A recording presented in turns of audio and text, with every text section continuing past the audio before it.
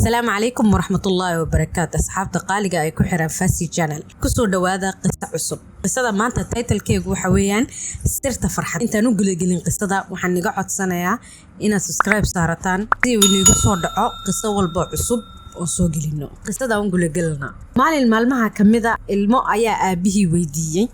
aabo waa maxay sirta ku jirta farxadda aabihii oo su'aashii ka jawaabin ayaa wiilkiisii ku yiri soo bax aabo oo soo raac guriga ayuu ka soo saaray dameerkoogina uu soo kaxeeyay markaasuu wiilkii yaraa dameerka saaray isaguna uu garab lugeynayay dadkii tuulada kula noolaa ayaa arkay markaasay yiraahdeen waa maxay wiilkan yar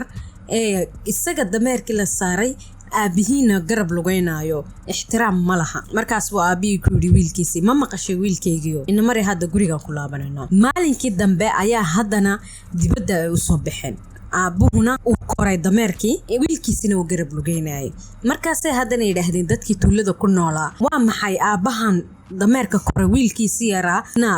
lugeysiinaya miyuuna uga baqaynin inuu gubto amaba dariiqa uu ka lumo markaas waa aabihii ku yiri wiilkiisii aaba ma maqashay waxay yiraahdeen wiilkii yaraa yiri ha in maray hadaba gurigan ku laabanayna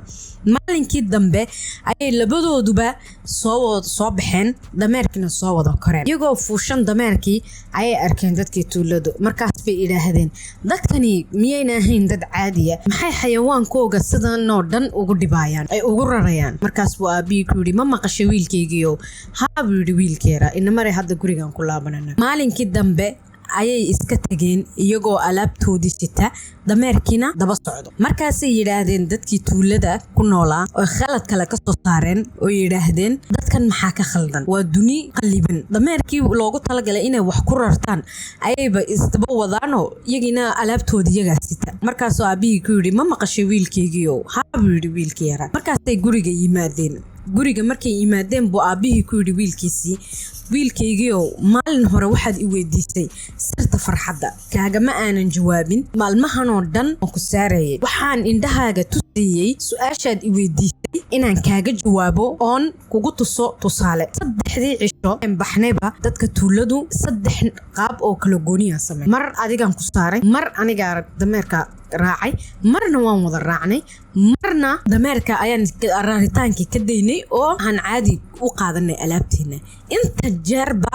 waxay ka bixiyeen waxay ka arkeen khalad marka waxaan kaaga jeeday wiilkaygiyo wax walba oo samayso adduunkan dadku khalad bay ka soo saari doonaan si khaldanna ku fahmi doonaan samee waxa qalbigaaga farxad gelinaya adigu aad ku faraxsan tahay halka bay farxadaadu ku jirtaa marnaba dad daraadood farxadaada ha uga tanaasulin wixii adiga ku cajabiya samee dadna way kugu raaci doonaan dadna way kugu diidi doonaan muhiimadu waa inuu qalbigaaga cajabiyo. Assalaamu calaykum waraxmatullaahi wabarakaatuh.